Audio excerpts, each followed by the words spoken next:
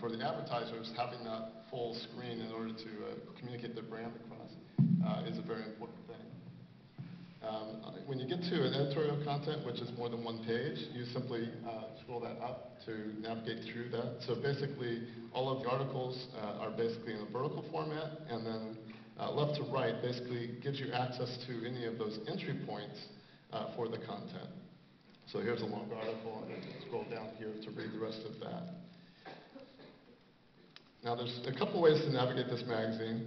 At the bottom here is a little indicator which shows, there we go, which shows where you're at within the magazine here. I can also just tap to essentially bring up an interface that shows up at the top and bottom. And at the bottom here you have what we call a scrubber. So this basically allows you to flip through an entire magazine by just scrolling through it. And if you find something that you're interested in, you essentially let go, and then it navigates to that page. Here is a good example. This is the What's Inside section of Wired magazine. You get this on a monthly basis where they kind of dissect a household product like Head & Shoulders. And here you can see the ingredients that make up Head & Shoulders, and you can click to view the details about each of those ingredients.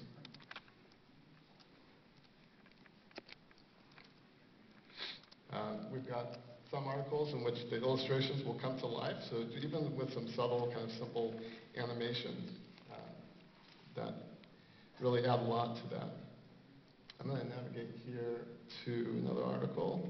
So this is the test section. This is actually Extreme Test, where they've actually incorporated bears and wildlife. Now, as I rotate the display, you'll see that it switches to landscape mode. So all of the content here is made to work in both orientations and the content switches. And in this case, you're actually getting a different illustration of that bear. And we've used different artwork here. Now the Extreme Test, what they've done this time is they've tested bear-proof containers.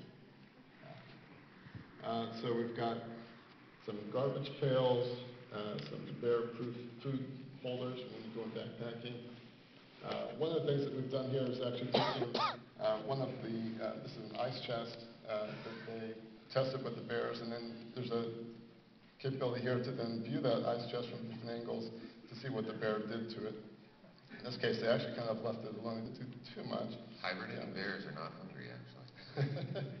They don't like cold drinks. They don't like cold drinks. So this is the Lost article, which is talking about this emergency satellite beacon.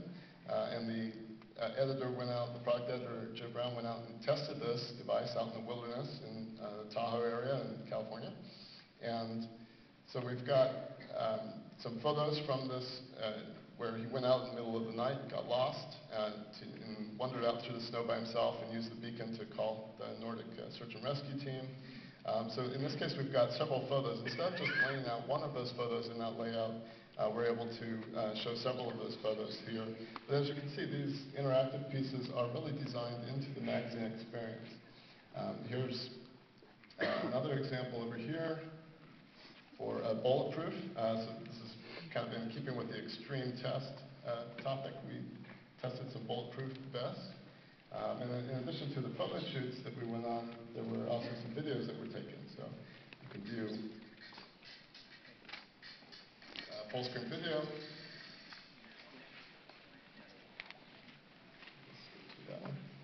Here's the playlist section.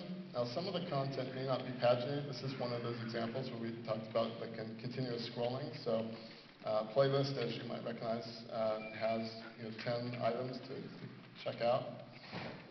You can scroll down that list.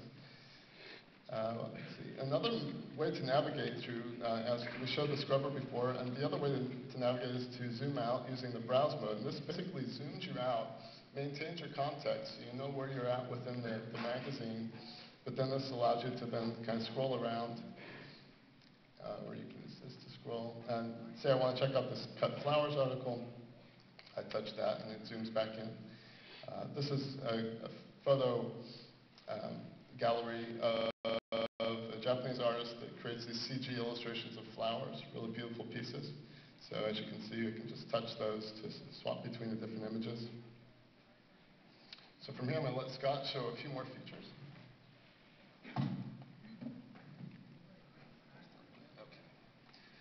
So obviously you can see the design maintains the rigor of a print product here. We've got, if you zoom back out into the browser here, you can even see how we can have a conversation between different pages as they relate to one another in a section. This is something that we do in the magazine, but becomes even more apparent here. So you can see the relation of concise bits of editorial content as they relate to one another. We can build in interactive maps here. So this is Thomas Pynchon's version of LA, and the reader can go through. This would just be a static, obviously, in print, but we can engage in all kinds of new ways.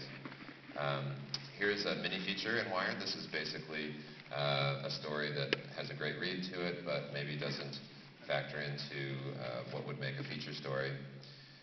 Also, ads take on a whole new significance and interactivity here. So this is a concept for a Tommy Hilfiger ad here with this roving red dot that's essentially just a photo explorer. It's a way for advertisers who perhaps don't have an interactive agency or don't have interactive assets where they could supply the magazine with flat assets, but basically just high-res photography, and then provide different ways for a reader to engage with those. So you could have, Tommy could have an entire fall collection here, what would normally take 8 or 10 pages in a magazine, but create sort of a rich little mini engagement here that you could explore a product.